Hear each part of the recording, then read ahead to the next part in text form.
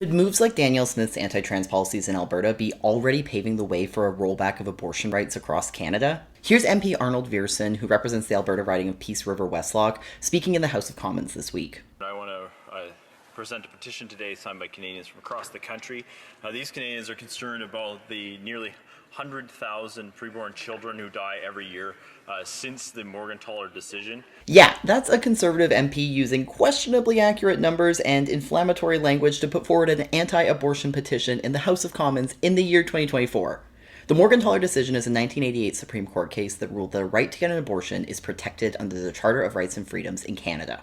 And while Viersen presenting a petition to roll it back doesn't necessarily mean anything is going to change right now, with the Conservatives likely to form our next government, rhetoric like this is worth paying attention to. But what does this have to do with Danielle Smith? So back when Smith first brought forward all of these trans policies this winter that called for stricter parental consent rules around gender-affirming care, a bunch of pro-life organizers started using it as a jumping-off point for their campaigning. Take this February 15th blog post on the Campaign Life Coalition, for example, which presented rolling back abortion rights as the, quote, next logical step following these anti-trans policies, and argued that there's not much difference between needing parental consent for gender-affirming care and getting an abortion.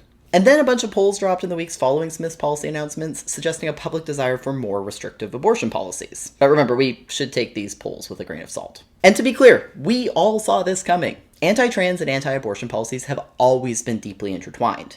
Both often incorporate restrictions of bodily autonomy, and both often involve invoking a certain brand of Christian fundamentalism to restrict medical care.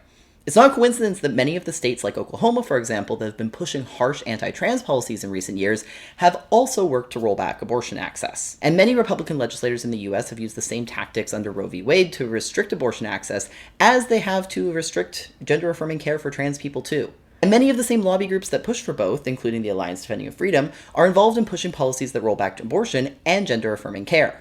Restricting trans people's access to medical care and restricting pregnant people's access to abortion are two bad tastes that taste bad together. And if Viersen's petition this week and the fallout of Smith's anti-trans policies are any indication, Canadians had better keep an eye out.